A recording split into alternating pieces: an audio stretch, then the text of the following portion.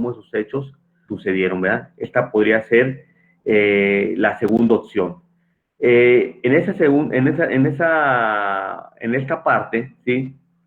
Es cuando desde este momento la parte, en este caso demandada, ofrecemos ya nuestros medios probatorios para esta parte de las excepciones y las defensas.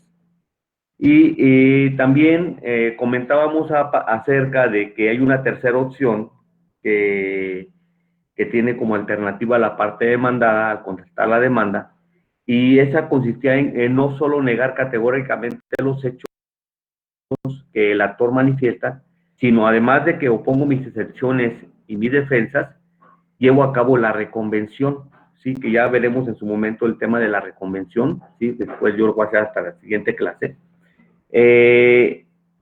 Bueno, en esta, ya saben, ¿no? Se cambiarán ahí los papeles, en una entro como demandado y luego reconvengo y ya quedo como actor, y el otro queda como demandado y lo obligo a que manifieste también la vista en ese sentido, ¿verdad? Sí, actor reconvencional y demandado reconvencional. Así es correcto, ¿sí?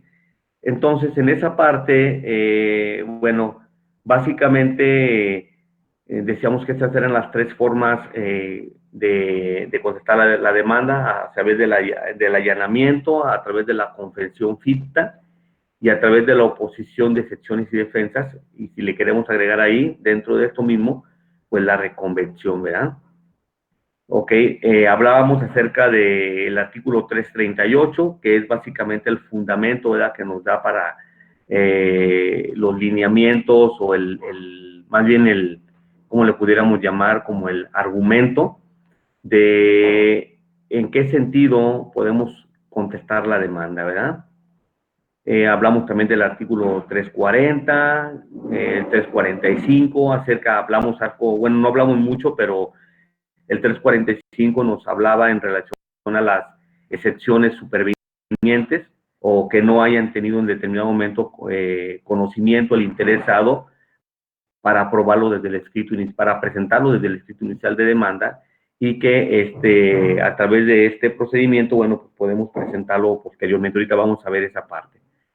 Hablamos de los sujetos facultados, ¿sí? Hablamos también algo acerca del litisconsorcio, ¿verdad? Cuando hay pluralidad de partes que se constituyen en determinado, al inicio del proceso, desde el comienzo del proceso, o una vez que el proceso ya está iniciado, ¿verdad? Y por ahí pusimos un fundamento que fue el artículo 53 del Código de Procedimientos Civiles del Distrito Federal, que nos decía que el litisconsorcio, ya sea activo o ya sea pasivo, y siempre que dos o más personas ejerciten una misma acción u opongan la misma excepción, para lo cual deberán litigar unidas y bajo la misma representación el proceso o el juicio de que se trate, ¿sí? ¿Qué más hablamos? Bueno, le dimos un poquito le dimos un poco de cuerda a lo que fue el allanamiento, ¿sí? ¿Qué más? La confesión ficta de la demanda, que ya también ya lo checamos. Y creo que fue todo lo que estuvimos hablando, ¿verdad? A grosso modo. ¿Sí? Ok. Entonces, hoy vamos a hablar un poco acerca de las excepciones, ¿sí? La tercera forma de dar contestación a la demanda. Y quería poner un ejercicio, chicos, a ver qué les parece. Quería darles algunos puntos muy específicos y hacer una dinámica, así como de trabajo en equipo, ¿sí? Pero hoy esa dinámica, déjenme cómo la podemos hacer, porque me gustaría darle algunos datos para que pudiéramos hacer una demanda, un juicio ordinario civil. Se me ocurría una demanda estaba pensando en un juicio sumario, pero también estaba pensando ahí, ¿alguien ya te reclamó, Carlos? Sí, pero aquí estoy. No, pero digo, allá como que tu niña te regañó o alguien ahí, ¿no? Sí, no, se acercó mucho mi niño, pero continuemos, no hay problema. Ok, no te preocupes, es chascarrillo. Entonces estaba viendo, porque miren, dentro de las excepciones y las defensas, pues ya saben, tenemos varias, tenemos muchas excepciones y defensas, tenemos por nombrar algunas, la non mutati libelli, ¿sí? Que se interpone para efectos de que no se modifique el escrito de demanda, tenemos la de improcedencia de la vía y de la acción, la falta de legitimación pasiva en la causa, algunas personales, la cine atios agis, ¿sí? Eh, eh, que esa cine atium agis más bien no sería como una excepción, bueno, la jurisprudencia no la ve tanto así, ¿sí? Ahorita platicamos al respecto de esto. Tenemos otra que usamos mucho nosotros en la práctica, que es la falsedad ideológica de documentos. Esa lo usamos mucho en, no sé, en contratos, algún tipo de contrato de compraventa, de arrendamiento. La alteración del texto del documento pudiera ser otra. La falta de personalidad activa. O sea, tenemos varias excepciones y defensas, ¿verdad? Que podemos en determinado momento checar. Entonces, lo que yo estaba pensando, digo, ahorita vamos a hablar algo acerca del tema de las excepciones y las defensas para que más o menos los vayamos viendo, pero a manera de ejercicio, lo que yo quería era darles algunos elementos para que pudiéramos trabajar, pudiéramos hacer equipos y pudiéramos trabajar en la elaboración de una demanda, ¿sí? En donde, bueno, vertimos, yo les daría más o menos los supuestos, o más bien les daría los supuestos de la demanda, y una vez teniendo la demanda, haríamos como dos grupos, ¿sí? A un grupo le daría un tipo de demanda, a otro grupo le daría otro tipo de demanda, haríamos dos grupos, y después el grupo que, por ejemplo, haga una demanda, no sé, un sumario civil, por ejemplo, se lo conteste el otro grupo, le estaciona esa demanda, y viceversa. El del otro grupo que hace otro tipo de demanda, ¿sí? Por ejemplo, se me ocurría un juicio de acción reivindicatoria, ¿sí? El otro grupo que hizo otra demanda le daría contestación a esta oponiendo excepciones y defensas a esa demanda y viceversa. ¿Cómo ven? Está muy bien, licenciado. Y podemos ver al mismo tiempo la presentación de la demanda y posteriormente veríamos la contestación de la demanda en cuanto a la cuestión de las excepciones y defensas. Y podemos ir cerrando esta parte de la contestación de la demanda. ¿Les parece bien? Está muy bien, ¿eh? Sí, Claudia, Daniel, ¿cómo ven? ¿Les parece bien, chicos? Sí, podemos hacer así. Sí, Fer. Sí, licenciado, está muy bien. Ok. Ok, muy bien, chicos. Bueno, entonces miren, vamos a darle una repasadita ahorita a lo que son las excepciones y las defensas para ver en cuanto a la doctrina cómo se manejan y en cuanto al código también cómo las interpreta el código de procedimientos civiles, que es básicamente el que habla en relación a esta parte, ¿sí? Podemos encontrar en el artículo 338, el que vimos en la contestación de la demanda, que de eso hace relación a esa parte, y nos dice que la demanda deberá de contestarse negándola, confesándola u oponiendo excepciones y defensas, ¿verdad? El demandado deberá referirse a todos y cada uno de los hechos comprendidos en la demanda, afirmándolos, negándolos, expresando los que ignore por no ser hechos propios o refiriéndolos como crea que tuvieron lugar. Se tendrá por admitido los hechos sobre los que explícitamente el demandado no suscitare controversia. sin admitirse prueba en contrario. La negación pura y simple del derecho importa la confesión de los hechos, la negación de estos no implica la negación del derecho, ¿ok? Entonces, primeramente, Julieta, ¿qué será una excepción? Cuando hablamos de excepciones, porque pues es muy común que encontramos excepciones y defensas, ¿verdad? Pero ¿qué será una excepción?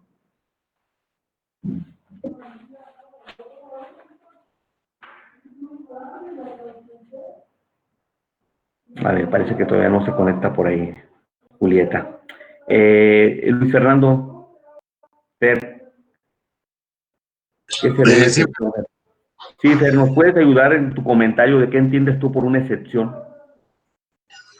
pues son aquellas posiciones que establecen, pues en este caso el demandado, si es que aquella posición de que no,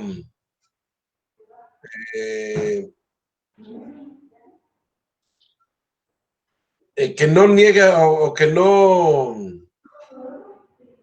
eh, que no niega tanto los hechos, sino que trata de interferir en el procedimiento, en el proceso, ya sea porque alguna de las partes o no tiene la personalidad, pero son como posiciones que propiamente no van al fondo del asunto, sino que tiene que ver más con el procedimiento en la parte que no acredita el actor su personalidad o que no, o hablando de la competencia propiamente del juez. O sea, son esas situaciones esas posiciones que establece el actor, digo, el demandado en relación a las decisiones del actor, pero no yéndose tanto al fondo de estas pretensiones, sino a cuestiones más bien procesales, maestro. Ok, Fer, muchísimas gracias. En efecto, por ahí va, Fer. Muy bien, gracias. Ay, ya estoy aquí, que nada más que estaba ocupada. Sí, no te preocupes, Julieta. Bueno, ya que estás ahí, estamos hablando acerca de las excepciones y defensas, Julieta. Y la pregunta era, ¿qué entendías por una excepción? Bueno, las excepciones son, híjole, está parecido a lo que son las defensas, pero bueno, la excepción es son como donde el demandado se plantea frente a la presentación de un actor y él, alega, es que casi no se me escucha, ¿verdad? No, sí, te escuchamos bien. Sí, ya, ok.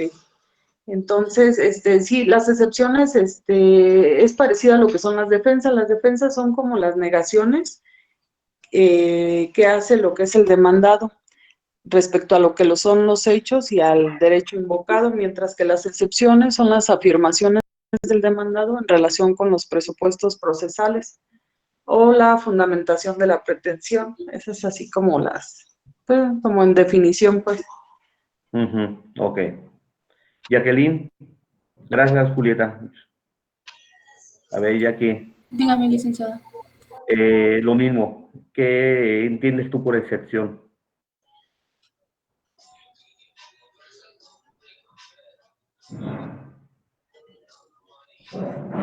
De lo que te acuerdes, Jacqueline, no importa.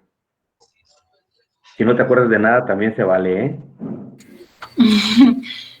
Pues siento que las excepciones serían como cuando se niegan como las acepciones que puso la contraparte, ¿no? Pones La que se niega. excepciones a lo que están estableciendo en la demanda. Ok, muy bien, Jacqueline. Bueno, miren, chicos, la excepción, ¿sí? Adelante. Sí, Por ahí. comentar ahí.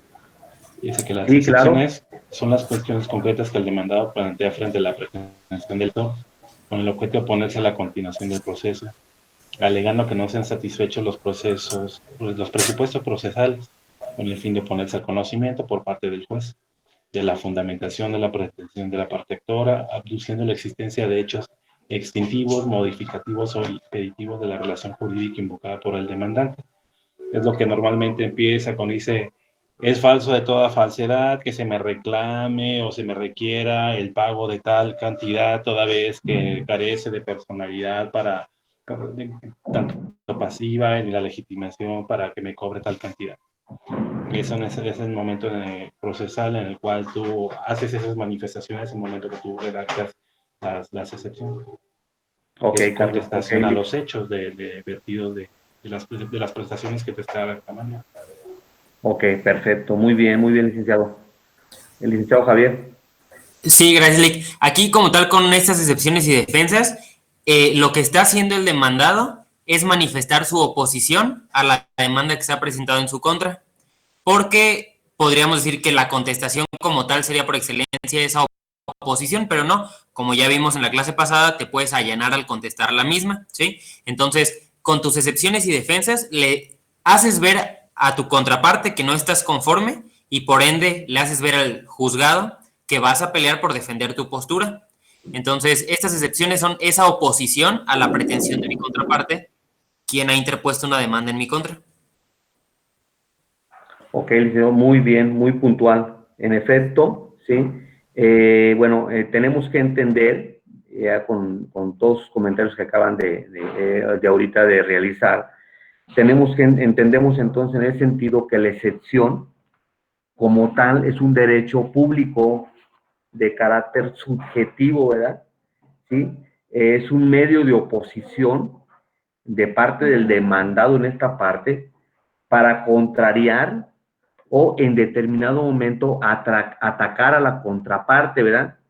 Y obviamente la excepción, pues, tiene como propósito, ¿verdad?, evitar la eficacia jurídica de la parte contraria, destruyéndola u obstaculizándola, ¿sí? Y aquí podemos ver que entonces, en ese mismo tenor, hay dos tipos de excepciones aquí. Doctrinariamente tenemos lo que es la excepción dilatoria y por otro lado la excepción perentoria, si se acuerdan, ¿sí? En el caso, por ejemplo, de la excepción dilatoria, es la que funciona que para detener u obstaculizar la tramitación del proceso. Esta básicamente es la que obstaculiza, ¿verdad?, la tramitación del proceso, en este caso del actor, ¿verdad? En el entendido, obviamente, que estas excepciones y defensas son por parte del demandado, son el que se opone. Y la excepción perentoria tiene la finalidad, ¿verdad?, de desvirtuar o de destruir en determinado momento la procedencia de la acción intentada, en este caso, pues, por la contraparte. Entonces, ahí podemos ver que la excepción, pues, tiene dos vertientes, ¿verdad? Dilatoria, por un lado, que obstaculiza y detiene la tramitación del proceso. Y la perentoria, o sea, una para detener y una para destruir, ¿verdad? Destruir la procedencia, que es la excepción que conocemos como perentoria, ¿sí? Y entonces, en ese sentido, pues, entendemos, ¿verdad?, que las excepciones y las defensas, pues, funcionan como medios, ¿verdad?, a través de los cuales el demandado puede oponerse a las pretensiones del actor, efectuando la validez de la relación procesal o atendiendo en su momento al fondo del asunto, ¿sí? Ya sea esta para que al argumentar el derecho que le asiste, o sea, es excepcionándose, o al contradecir las afirmaciones vertidas por el actor y manifestando la inaplicabilidad de las disposiciones jurídicas invocadas por su contraparte, que no es otra cosa más que la defensa, o sea, ya estamos en el proceso de defendiéndonos. Entonces, estas dos partes, tanto excepciones como defensas, es procurando en todo momento que con ello el tribunal, en su oportunidad, obviamente, emita una sentencia que contenga un pronunciamiento o que contenga los elementos suficientes para que al momento de que se pronuncie, se emita la sentencia, pues esta sentencia sea favorable a los intereses que nosotros representamos en determinado momento, ¿verdad?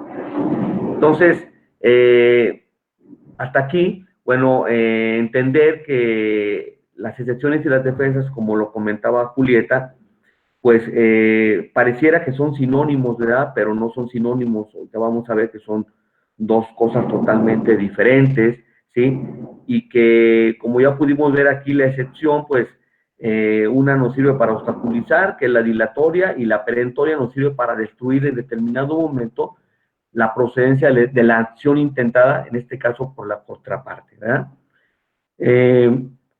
Y comentábamos ahorita que aunque muchas veces en la legislación, puede ser en la jurisprudencia, incluso en la misma práctica, se equiparan técnicamente, ¿sí? La excepción y la defensa, pero no son sinónimos, ya que en la excepción no se discute la certeza de los hechos. Ojo, es bien importante esta parte. En la excepción no se discute la certeza de los hechos, ¿sí? O del derecho invocados por el actor, ¿sí? Y en la defensa, sí, ahí sí se discute la veracidad de los hechos o del derecho invocado por las partes. No sé si esta parte quedó bien clara o lo vuelvo a comentar para que es bien importante esta parte, dónde usar unas, dónde usar otras. ¿Sí? Bueno, sí, Javier. Perdón, Lick, otra vez podría repetir esa parte, por favor, de la distinción entre una y otra. Sí, sí, gracias. Les comentaba que tanto en la legislación como en la jurisprudencia, inclusive en la misma práctica, ¿sí? Se equiparan técnicamente, la excepción y la defensa no son sinónimos, o sea, no son lo mismo, ¿sí? Ya que en la excepción no se discute la certeza de los hechos o del derecho invocados por el actor. Ojo, ahí no se discute la certeza de los hechos o del derecho invocados por el actor, ¿sí? Sin embargo, en la defensa, aquí se discute la veracidad de los hechos o del derecho en determinado momento invocados por el actor, ¿sí? Por eso es que son dos cositas diferentes. Ya vimos que en el caso de la excepción, ¿sí? Que no entra al fondo del asunto, no entra a la revisión de los hechos o del derecho, ¿sí? La excepción básicamente, como lo comentábamos ahorita, ¿sí? Es a través de la dilatoria o de la perentoria, solamente es para obstaculizar, detener, ¿verdad? O desvirtuar en determinado momento la procedencia de la acción intentada, en este caso, por el actor, ¿sí? Y las defensas sí ya tienen la alternativa, sí te dan el argumento para que discutas en determinado momento los hechos o en determinado momento el derecho que invoca en esta parte la parte actora, ¿sí?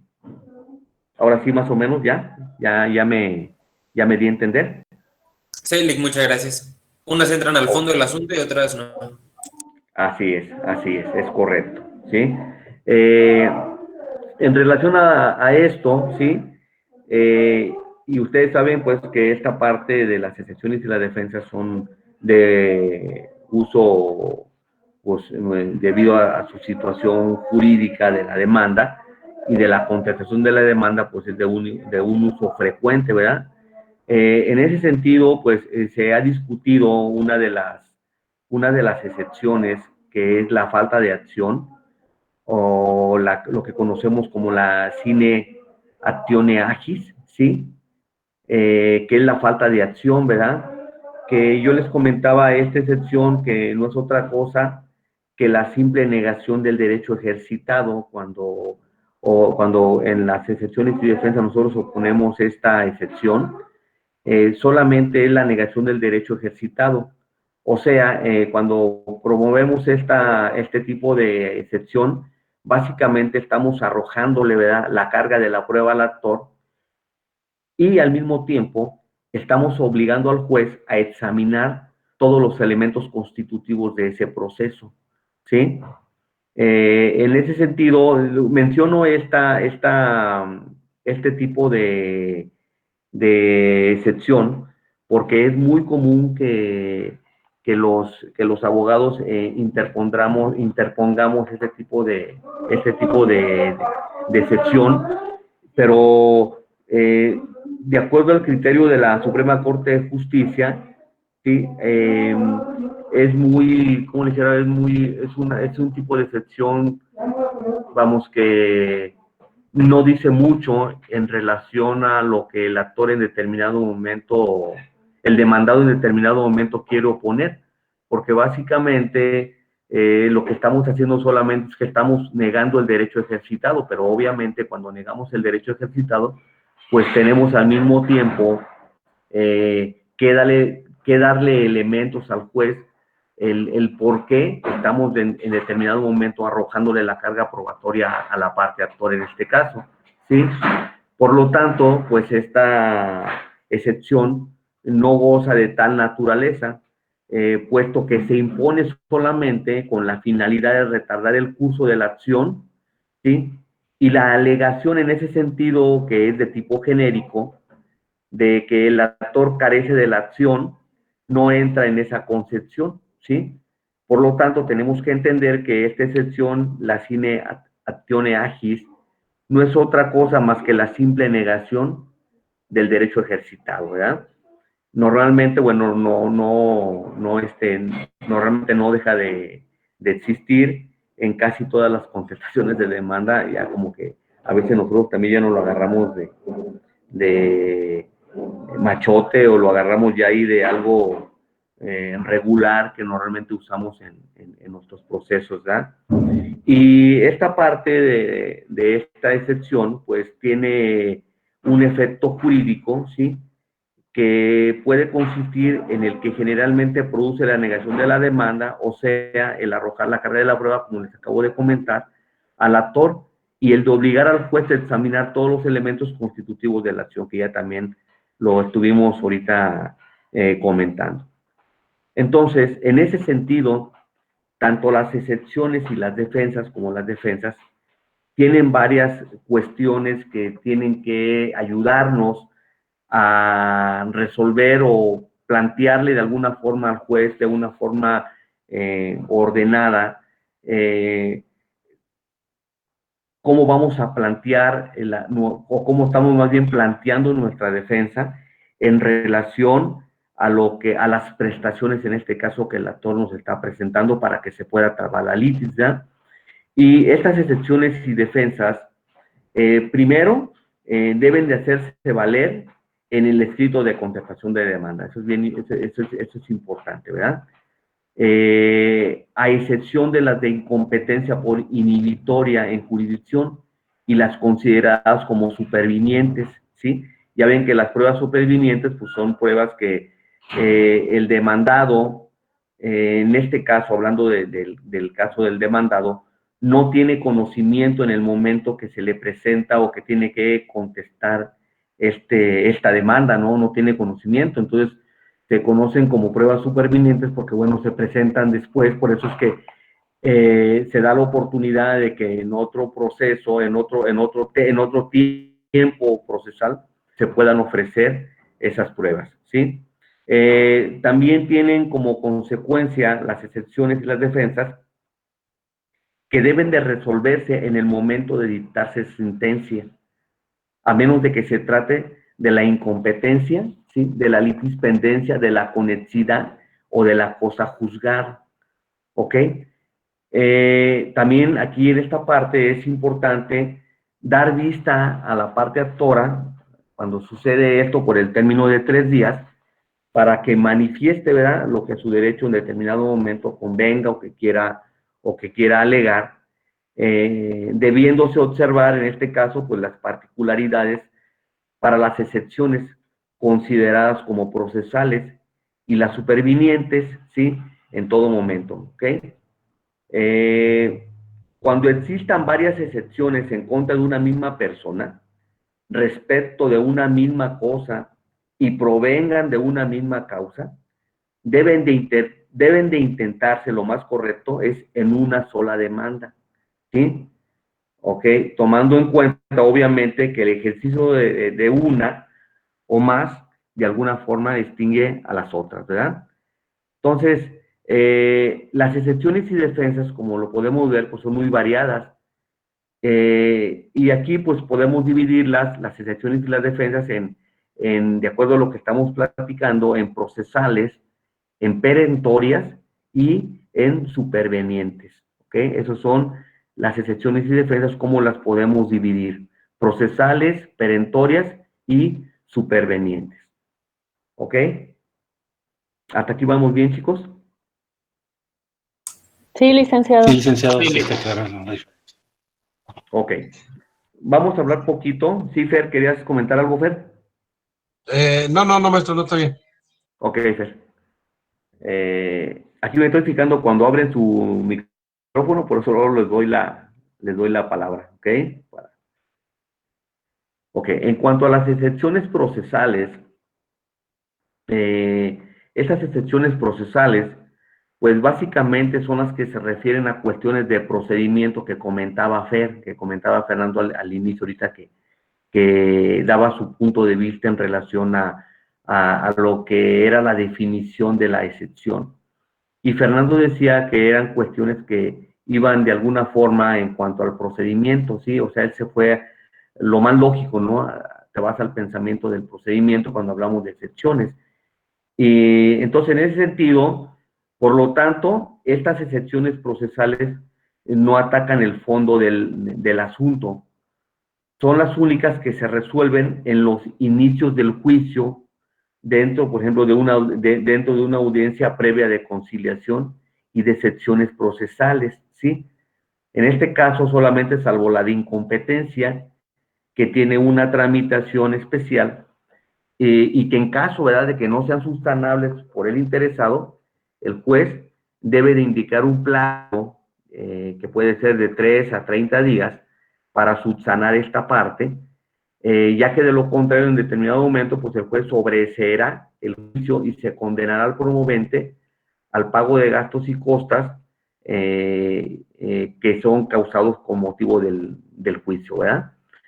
Entonces, en esta parte de las excepciones, pues tenemos una pequeña listita de las que tenemos como excepciones procesales. Tenemos, por ejemplo, la de incompetencia, que también hacía referencia Fernando a ese respecto, la de incompetencia, la litispendencia, la conexidad de la causa, la falta de personalidad, ¿sí? La falta de capacidad, la falta el cumplimiento del plazo, ¿eh? Si estuviéramos hablando en su momento de plazo o condición, a que se sujetó en determinado momento una obligación. Podemos también tener aquí dentro de esta enumeración la de orden, la de exclusión, la de improcedencia de la vía, la de cosa juzgada, y algunas que en determinado momento las leyes les den ese tipo de carácter de prueba, ¿verdad? Dentro de esto, pues podemos ver algunas características de las excepciones procesales que, primero, como una característica que pudiera tener como de las principales, las excepciones procesales, es que, ya lo vimos, pues deben de hacerse valer en la demanda, ¿verdad? Eso es importante, es muy, muy importante. Porque puede darse el caso, les voy a comentar un caso particular, y que después yo ahí también, a mí me pasó porque presento en el juzgado, creo que fue en el juzgado primero, porque ya tiene rato de eso, fue en el juzgado primero, presenté un juicio de arrendamiento, de un contrato de arrendamiento, ¿sí? Y solamente oferté la documental, que en este caso fue el puro contrato de arrendamiento, ¿verdad? Y estaba solicitando ahí el cumplimiento precisamente de ese contrato. Y solamente fue la única prueba que aporté. No aporté confesional, no aporté La testimonial, testimonial ni nada. nada, no aporté nada, ¿sí? Como les dijeran, de confesar. Me culpa. Sí, sí, sí, así es. Y después pues, me dan contestación a la demanda, y en la contestación de demanda pues ponen algunas excepciones, ponen algunas defensas y ofrecen pruebas. Y me ofrecieron testimonial, me ofrecieron confesional, me ofrecieron, tomaron, hicieron suya mi documental y cosas así. Le perfeccionaron ahí la prueba. Así es. Entonces, pues me dan vista, y en la contestación de la vista solicito, ¿sí? Que dentro de la contestación de la vista ofrezco pruebas. Y al principio el juez no me la quería aceptar. Por suerte ese día yo andaba ahí en el juzgado primero de partido, y me llamó, sí, porque me conoce, pues ya entramos seguido ahí con él. Me llamó en su momento, era una jueza, y ya entró y ya me dice de qué se trataba, y total que ya me terminó aceptando las pruebas. Y digo, he de confesarlo porque siempre, como un consejo que yo les doy, es que cuando interpongan la demanda, no les vaya a pasar lo que en su momento me pasó a mí con ese juicio. Al final de cuentas, solucionamos el problema bien. El juez en la sentencia condenó a la parte demandada, inclusive al pago de las rentas vencidas, a la desocupación inmediata, etcétera, etcétera, ¿sí?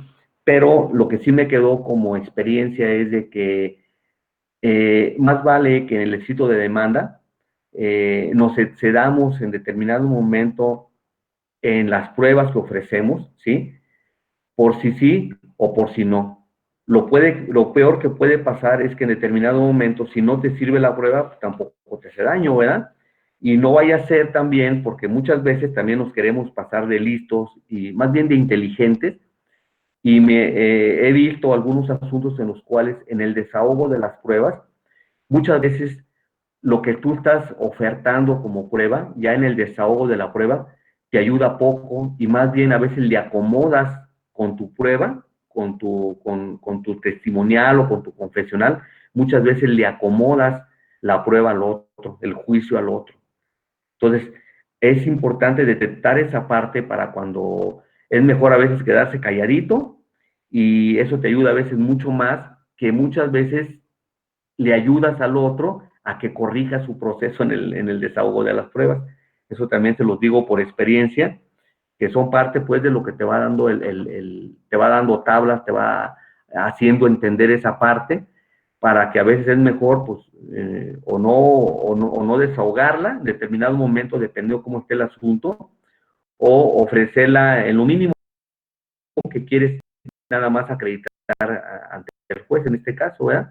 Pero a mí me salvó mucho me salvó en esa ocasión esa parte, ¿verdad? Me acuerdo que estoy preocupado porque dije, híjole, ¿y ahora cómo le voy a hacer? Y no me aceptaron ya no lo ofrecí, ya era el momento procesal, me dan vista y ahí las ofrezco, y tómala, me las aceptan. Y obviamente después se fue al 768, que era la audiencia para la depuración de esas pruebas del proceso, y poder dar fecha para en determinado momento poder desahogar ya tanto las confesionales como cualquier otra prueba que haya ofrecido tanto mi contraparte como yo mismo en la vista que me dieron a la contestación de él. Se los comento así como un comentario abierto para que tengan cuidado por ese lado. Es mejor ofrecerlas todas, y lo peor que puede pasar es que lo mejor que puede pasar en determinados momentos es que ni las ocupes, pero es mejor tenerlas ahí y tenerlas ya acordadas por el juez, ¿verdad? Dick, ahí con respecto a una pregunta, yo he visto que, o bueno, que me diga en su experiencia qué es lo más recomendable cuando ofrecen la prueba testimonial, en la misma la promoción del escrito inicial de demanda, hacen la enunciación del pliego de posiciones, y uno inclusive Así, están dentro del cuerpo de la demanda y las incluyen. ¿Lo considera así. conveniente hacerlo de esa forma o ingresarlo en una promoción posterior ya una vez que esté en el periodo a prueba para que se desahogue? Mira, yo siempre lo he entregado en el momento, ¿sí? Presento mi contestación, me doy vista a mi contestación de demanda y en ese mismo escrito, ahí lo manifiesto y le entrego en pliego cerrado, Pliego ¿sí? cerrado, correcto. Sí, yo siempre lo he hecho de esa forma y no he tenido algún problema en lo particular, ¿sí? Ok, Ese sí, es, más que nada era porque sí era recomendable, ¿no? Porque otros abiertamente las enuncian dentro del mismo contenido de la demanda o en la reconvención, pero sí ajá, hacerlos en sobre cerrado o ajá. inclusive en una promoción posterior. Así es. Sí, yo te digo, yo siempre lo hago de esa forma y yo no he tenido mayor problema. Por aquí está Claudia, Claudia que está en juzgado. Claudia, ¿quieres comentar algo al respecto de esta parte? Tú que estás ahí en el juzgado y estás viendo ese tipo de cuestiones. Tu experiencia, Claudia. Licenciado, que yo no estoy en juzgado. Es Ah, esta perdón, Sandra, licenciada. Es- Sandra, perdón. A ver, Sandrita, ¿qué nos puedes apoyar? ¿Qué nos puedes aquí ilustrar?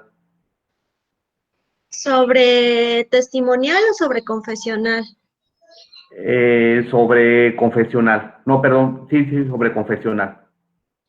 Sobre confesional, cuando se recomienda que anexen el pliego de posiciones al momento de contestar la demanda, porque así ya aseguras el tiempo, ¿no?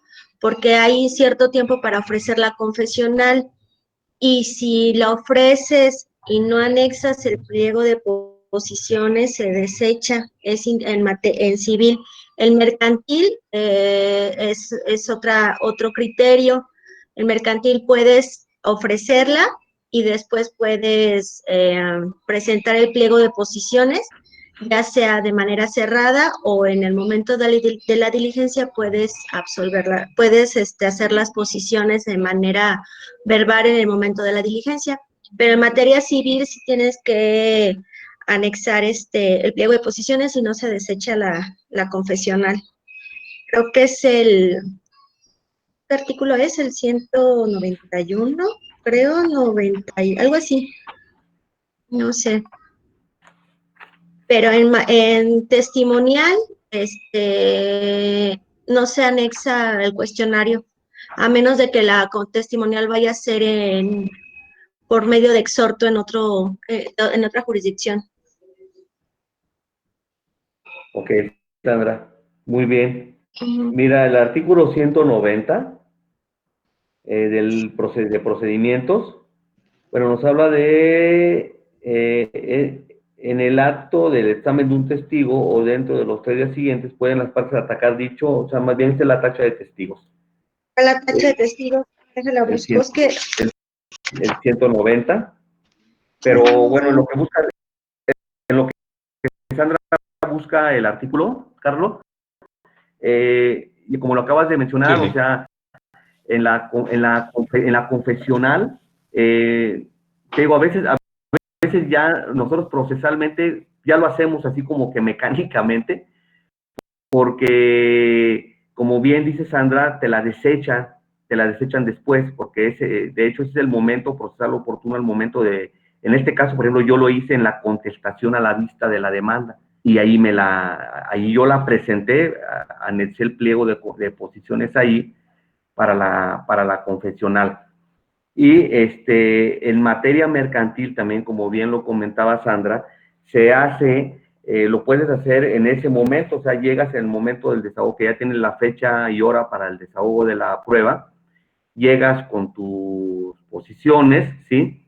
Y de forma verbal las vas realizando y obviamente te las califica de legales o no de legales en determinado momento el secretario o el juez que esté llevando a cabo el desahogo de la prueba, para que puedas hacerlas conforme a derecho. Pero siempre es recomendable, háganlo en el momento de la contestación de la demanda. Ahí anexen el pliego para evitarse un problema. Y no se vayan a quedar sin esa prueba después, que es muy importante. Okay. Gracias, Lick. ¿Sí? Ok. Bueno, en cuanto tengas ahí, si consigues el artículo, Sandra, nos lo compartes, por favor. ¿Qué artículo es? Yo lo buscaré. Pues Es el que lo está artículo buscando. 90, desde el artículo 98 habla de la confesión del Código de Procedimientos Civiles.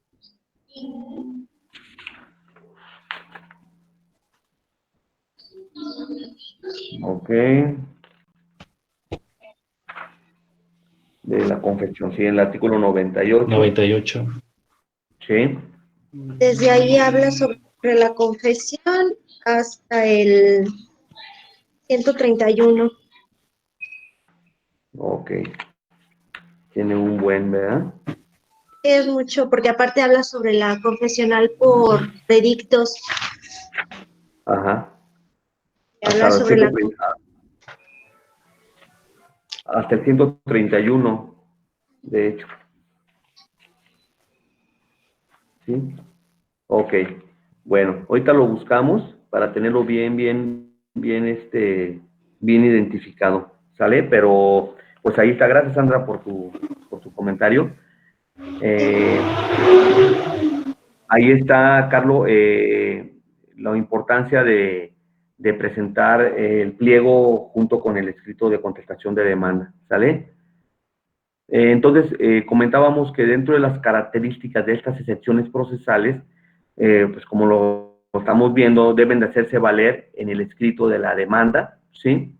O en su contestación en determinado momento, y en ningún caso estas excepciones suspenden el procedimiento, ¿sí? Obviamente con ella pues se le da vista a la parte contraria para que manifieste lo que a su derecho convenga. También al hacerse valer o al desahogar la vista deben ofrecerse pruebas, ¿sí? Como ya lo hemos estado platicando, fijando los puntos sobre los que en determinado momento verse y en el entendido de que solo se admite, se admiten varias pruebas, ¿sí? Salvo la excepción de la falta de personalidad, donde también se permite en este caso la pericial y en las excepciones de litispendencia y conexidad, donde se autoriza la inspección de autos, ¿verdad? Por ejemplo, en los juicios de arrendamiento inmobiliario, aquí, bueno, la doctrina nos dice que solamente son admisibles para aprobar las excepciones de litispendencia, de conexidad y de cosa juzgada, las copias selladas de la demanda, de la contestación o de la cédula del emplazamiento primeramente realizado, ¿sí? En esta parte, pues, se trata de que las dos primeras, o sea, lo que es la demanda y la contestación de la demanda, ¿sí? En este caso, el juez de primer grado y del auto que declaró ejecutoriada, y en caso de que dichas copias lleguen a juicio con posterioridad a la audiencia previa de conciliación y de excepciones procesales mismas que se resolverán de forma incidental, ¿sí? En un pequeño juicio que sale del juicio principal, ¿sí? Una vez admitidas las pruebas, se ordenará prepararlas si su naturaleza lo amerita, ¿sí? Aquí, pues, deben de resolverse en la audiencia previa de conciliación y de excepciones procesales, salvo como estamos comentando, salvo las de incompetencia que tienen una tramitación especial, ¿ok? Esta audiencia es importante porque no puede diferirse bajo ningún supuesto, y una vez desahogadas las pruebas, se oirán los alegatos de las partes y en el mismo acto, bueno, se debe de citar sentencia, ¿verdad? Pero normalmente se cita, así nos aparece, se cita para sentencia, dices, la cual se dictará dentro del término de ley, ¿sí? Sin que el tribunal aquí pues pueda aplazar en determinado momento su determinación. En cuanto a las excepciones, Ahorita, ¿qué horas serán, chicos? Aquí tengo la 1:02. A unas 5. Una A cinco, unas listo. 5. Ok, miren, vamos a tomarnos unos 15 minutitos y en ese tiempo pongo los datos, les voy a dar los datos para la demanda que vamos a hacer. Bueno, las dos demandas vamos a hacer, somos un buen, ¿verdad? Somos un buen grupo. ¿Cuántos somos? ¿Somos 14 o 13?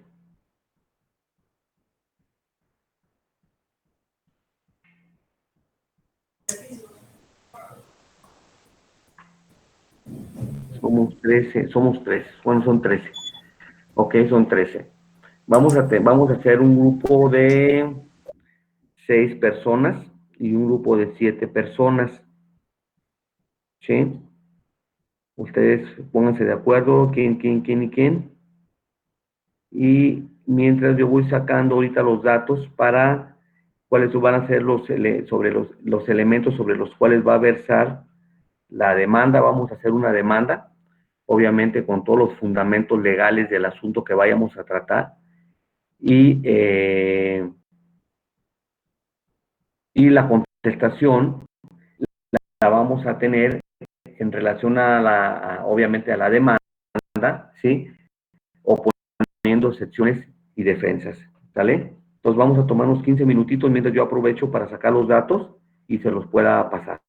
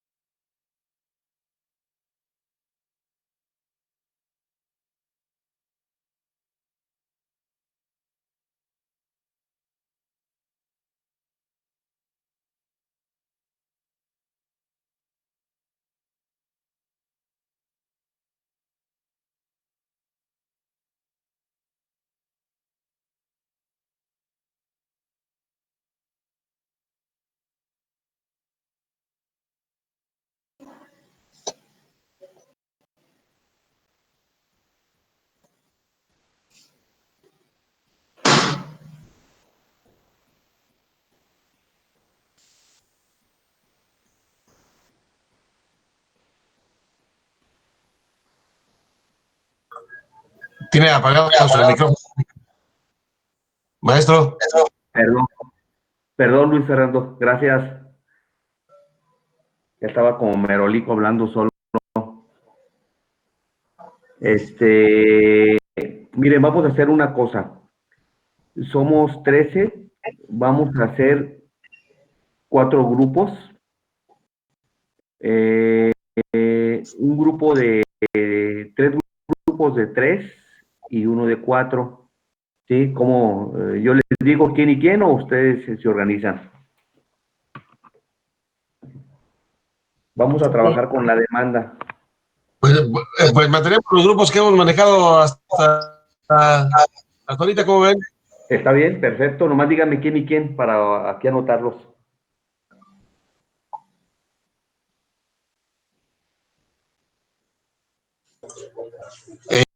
Licenciada Julieta, pues. Licenciada Monse, perdón? pues no sé si esté de acuerdo la licenciada Julieta y la licenciada Monse. Sí, yo no tengo ningún problema, como en un inicio se había hablado que eran 2 equipos, ya andaba yo en otro, pero si se va a dejar igual, no tengo ningún problema en que sea el mismo equipo que hemos venido manejando, y pues el de nosotros quedaría de 4 a Gerardo.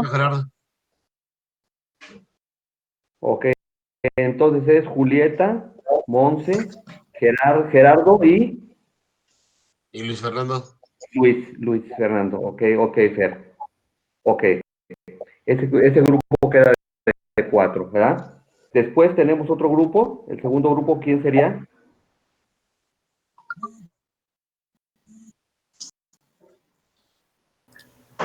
Sería la licenciada Jacqueline, yo, y no sé si Javi también quiera estar con nosotras. De la Javi ya no lo queremos de nuestro equipo, por traicionero.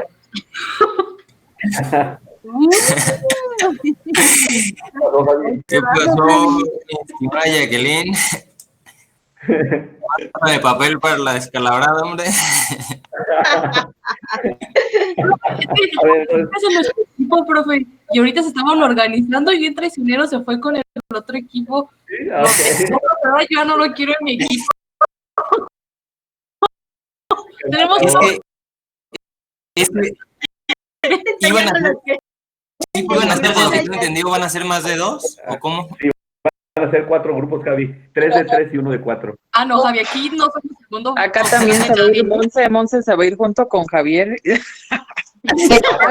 También nos estaba traicionando bien feo. También Monse se va con Javier. Tendremos que ser un equipo de 2, Javier y yo.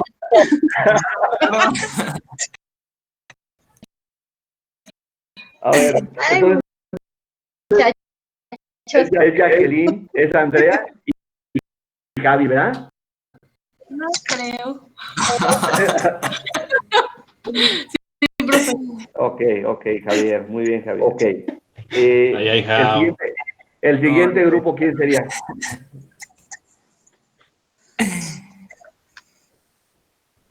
A ver, el siguiente grupo, el tercer grupo, ¿quién sería? Claudia, ¿tú con quién vas? Pues no sé con quién hay un lugarcito, con eso de que ahorita ya vi que todo está muy dividido. Sí, a todos, pero el segundo equipo sería, el tercero sería Claudia, Carlos y yo, y no sé quién más quiera para que sea de 4. Es que ya tenemos el de 4. Ah, entonces nada más. Ok. Sería Claudia, Carlos y Sandra. Ok, Sandra, gracias. Ni modo, dejado, no llegaron tus cartas de recomendación ni tu currículum. Ay, Carlota. Te llegó una de las 3 que me pediste, hija. Ok, entonces el cuarto grupo sería César,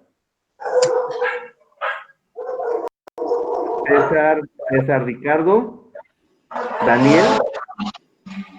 Sí, el otro grupo está, pues ya los que quedamos es Fernanda y yo, Daniel. Daniel, ¿y quién es el otro, Daniel? César y Fernanda. Ok, sí, ya sé ¿dónde está Monse aquí? Decía, pero sí, Monse está en el primer grupo. Entonces, César, Daniel y ¿quién, perdón? Fernanda. Sí. Ok. Ok, muy bien.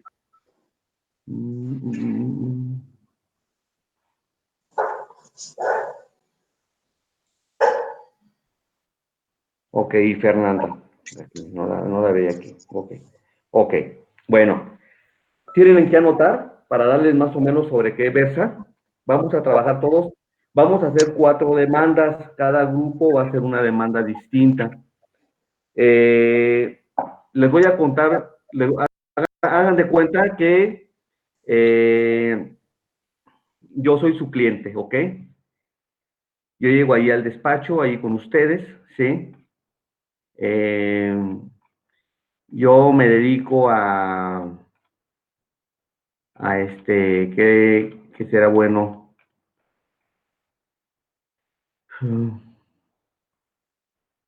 Toco en un grupo musical, ¿ok? Yo toco en un grupo musical.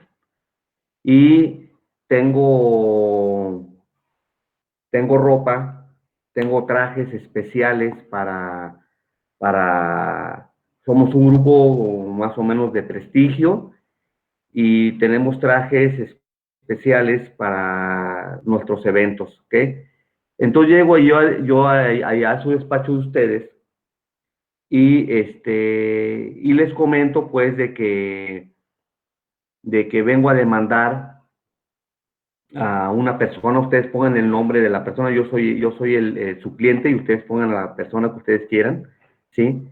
Y vengo a decirles porque quiero interponer una demanda de pagos de daños y de perjuicios por responsabilidad civil, ¿sí?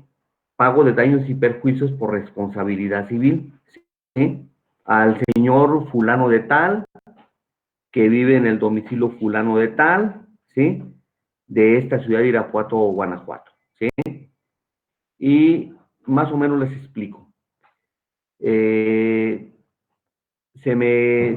quemaron, o sea, hubo un incendio en mi casa, ¿sí?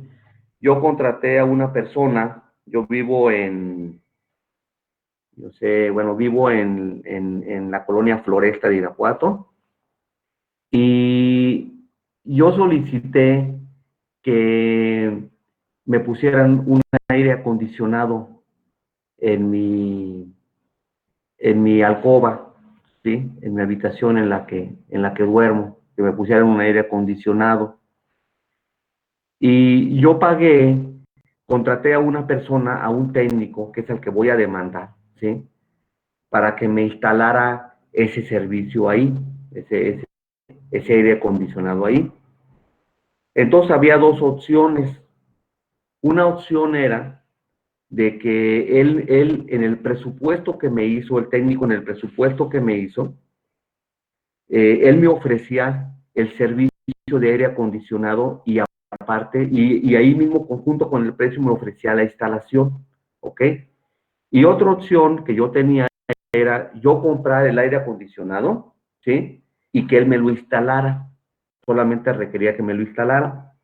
Al final de cuentas, decidimos que para evitarme problemas de ir y venir, pues el precio que me ofreció esta persona fue un precio que me pareció adecuado y tomé la decisión de que él me vendiera el servicio, en este caso el equipo, y aparte me instalara el equipo, en donde yo le solicité que me lo instalara. Entonces, vamos a poner una fecha, vamos a poner el 9 de agosto, ¿sí? El 9 de agosto del año 2020, de este año. Esta persona inicia con los servicios de instalación ahí en mi casa, en mi inmueble, y me instala el equipo, ¿ok? Al cabo estamos hablando del 9 de agosto, la semana pasada, que sería vamos a ponerle el día 2, el día 3 de octubre, se suscita un incendio en la alcoba principal de mi casa. ¿Sí? Perdón, maestro, ¿El día 2 o el día 3? El día 3. El día 3 se suscita un incendio en la alcoba principal de mi casa, ¿ok? Y se queman muchas cosas, ¿sí? Se queman muchas cosas.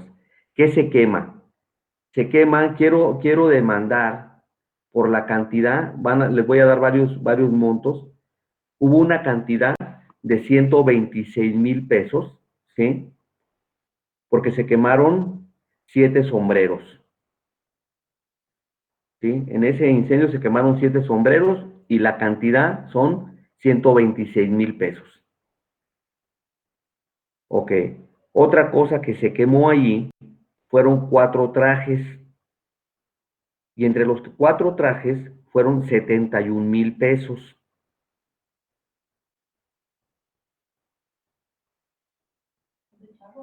Ok. Otro reclamo es que se me quemaron 3 cintos y que esos 3 cintos son muy caros, valen en total, entre los 3 cintos son 37,500 pesos. Es un supuesto, ¿eh?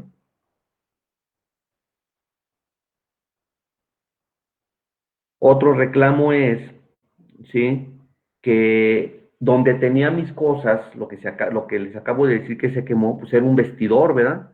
Estaban dentro de mi vestidor todas esas cosas y pues el vestidor sufrió daños por el incendio y esos daños ascienden a la cantidad de 29,190 pesos. Ese es por concepto de pago de reparación del vestidor,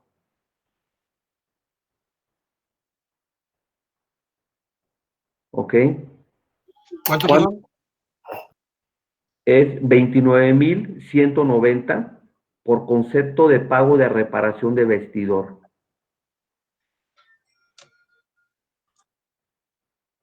¿Sí? Otra prestación reclamada es por concepto de limpieza de obra. Concepto de limpieza de obra, ¿sí? Que consiste básicamente en el retiro de aplanados, en el mal estado de los plafones en el área de la recámara principal y del vestidor, el retiro de aplanados por mal estado de los muros, ¿sí? De la recámara principal, el retiro y limpieza de cenizas de los muros y plafones donde hubo daños de lo que se cayó, retiro de las lámparas eléctricas, porque acuérdense que se quemó el vestidor, entonces hay que retirar lámparas y todo lo que había por ahí, los marcos de las puertas que estaban dañados por el fuego, se me dañaron los pisos, el piso era un piso cerámico, entonces se dañó obviamente por el fuego, ¿sí? Y obviamente el acarreo del material del producto de desechos, ¿sí? Y la revisión eléctrica en general. Eso trae como costo, como reclamo, la cantidad de 9,282 pesos. 9,282 pesos. ¿Ok? Voy a reclamar también la cantidad de 37,783 pesos por concepto de trabajos de albañilería. ¿Me puedes repetir la cantidad, por favor? 37,783 pesos por concepto de trabajos de albañilería. ¿Qué es esto? Básicamente aquí es los repellados en los plafones de mortero, ¿sí? La cal, la arena, el pulido con el yeso, ¿sí? El pulido de yeso en muros, el suministro y colocación de pisos cerámicos en el área del vestidor, eso trae como costo 37,783 pesos.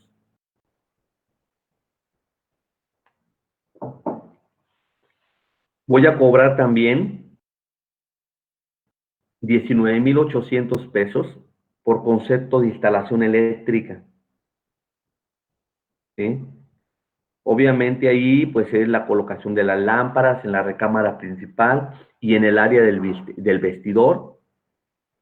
También ahí pues va incluido lo que es el suministro y la reposición del cableado eléctrico en la recámara principal y en el vestidor. Se me quemó un ventilador que tenía en el techo de la recámara, ¿sí? Y la colocación del aire acondicionado frío y de calor, ¿sí? Que obviamente esta colocación de este servicio pues incluye las canalizaciones eléctricas y las preparaciones para el drenado de las canalizaciones eléctricas, ¿sí? ¿Qué cantidad es? Perdón, maestro. Aquí 19. son 19,800. Voy a reclamar también 23,000 pesos por concepto de albañilería, de carpintería. Ya de albañilería sería de carpintería. ¿Sí? Aquí, ¿para qué? Pues este gasto consiste en el suministro y la colocación de las puertas de tablero liso, porque eran de pino, de pino de primera. ¿Cuánto dijo que ¿Sí? era lo de carpintería, profe? 23,000 pesos. ¿Sí? La colocación del closet en el vestidor, también fue elaborado en madera de pino de primera. ¿Ok? Voy a reclamar 30,000 pesos por concepto de trabajos de pintura.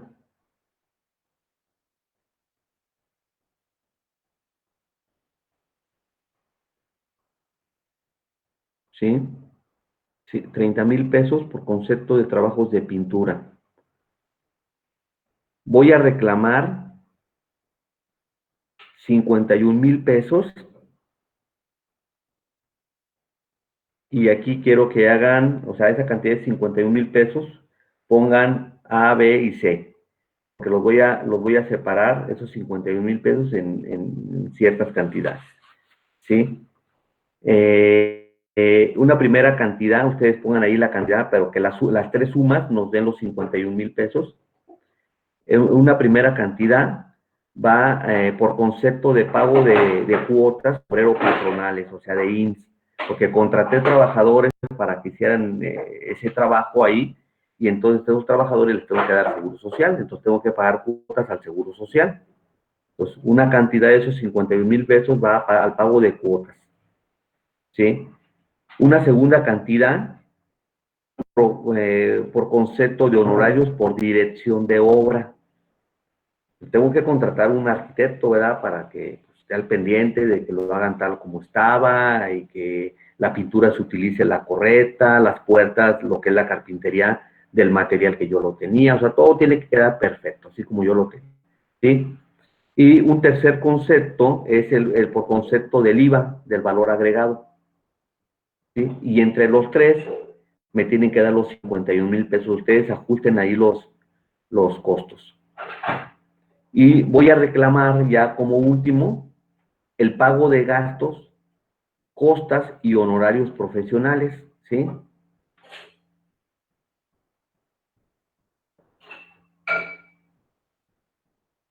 ¿Sale? Esas son las prestaciones que yo reclamo. Ahora más o menos, ahí les va, bueno, ya más o menos les expliqué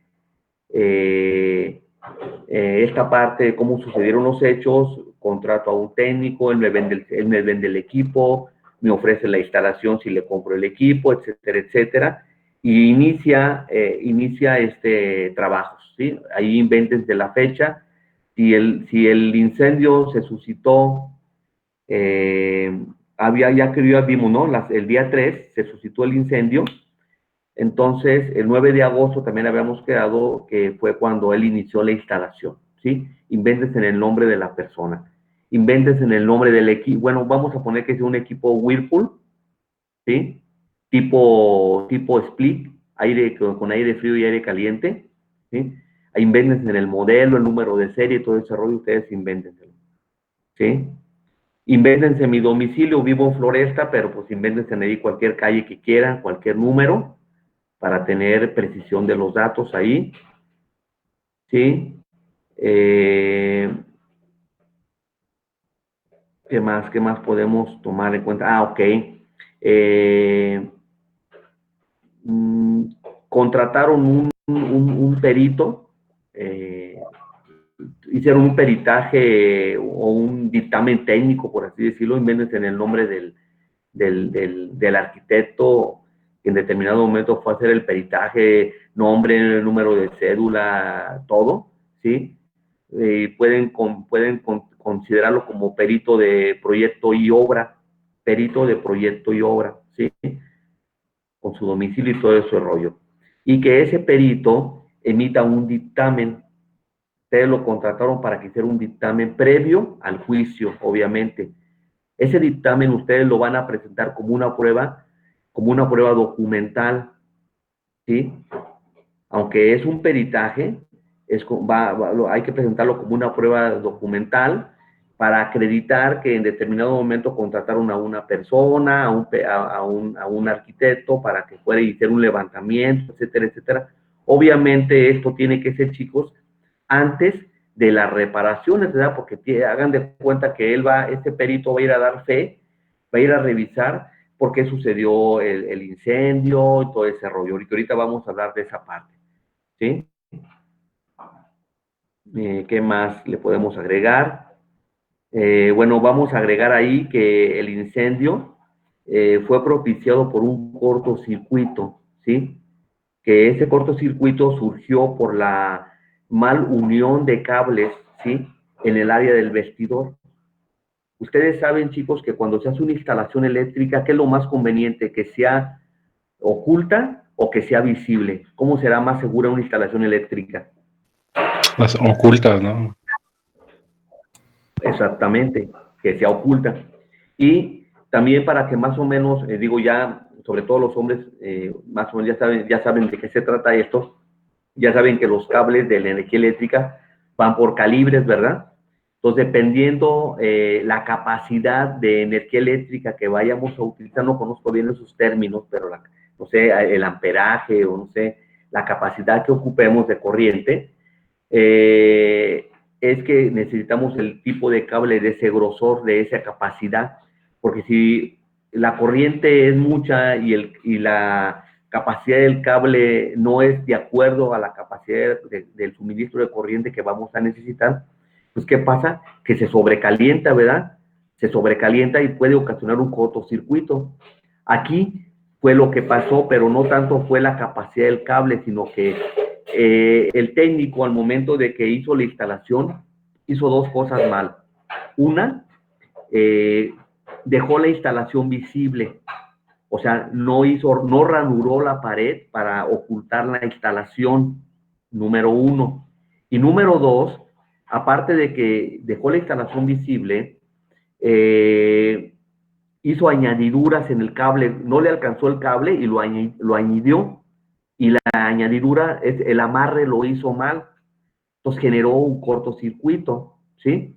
Y obviamente la instalación pasaba por el vestidor, y en el vestidor, ¿qué hay? Pues hay ropa, hay zapatos, o sea, hay productos que son flamables. Entonces se genera la chispa e inmediatamente se da el incendio, ¿sí? Entonces, por eso es que se generó, porque pasó la instalación por donde está el vestidor, y pues se dio la chispa y se inició el incendio, ¿ok? Aquí, pues de las pruebas que vamos a aportar en cumplimiento al artículo 332 y 333 del Código de Procedimientos, ¿sí? Ustedes van a ofrecer pruebas. ¿Qué pruebas documentales vamos a ofrecer? Bueno, vamos a ofrecer la prueba documental, pero ahí les va, para ponerla un poco más complicada. No soy tan viejito, ¿verdad? Los que me conocen saben que no soy un viejito, pero vamos a suponer que ya tengo yo 80 años, ¿sale? Estoy en silla de ruedas, o cuando me llevan a tocar, a cantar, porque soy el que canta, me llevan en silla de ruedas, ¿ok? Pero yo estoy en silla de ruedas en mi casa. Entonces, En el momento que ocurrió el incendio, resulta que yo estaba en la recámara y como pude, a gatas o como quieran, yo salí de ahí para que no me pasara algo a mí. Entonces, hay una persona que me representa, mi hija me representa, ¿sí? Ella tiene un poder, ¿sí? Tiene un poder que me representa, es un poder general que ella tiene para que me represente en todos mis, inclusive en mis asuntos de trabajo y todo ese rollo, ¿sí? Y obviamente ese es como un antecedente, pero yo voy con ustedes y pues les doy también de alguna forma la personalidad para que me puedan representar obviamente en este asunto, ¿verdad? Dentro de las pruebas privadas presentamos el dictamen del arquitecto que fue a hacer el levantamiento pericial en su momento. Ofrecemos notas, ¿sí? Y facturas, obviamente, porque ¿cómo vamos a acreditar que se me quemaron los trajes, que se me quemaron, no sé, los cintos, que se me quemaron 4 sombreros que tenía ahí de mi esposa, etcétera, etcétera? Pues con notas, ¿verdad? O con facturas. Entonces tengo que presentar como pruebas documentales, tengo que presentar esas facturas o esas notas, ¿sí? ¿Qué más tengo que presentar? Déjenme ver. Obviamente una factura por cada cuestión de esas. ¿Qué más puedo aportar? Se me ocurre que podemos aportar medios que se le conoce medios aportados por la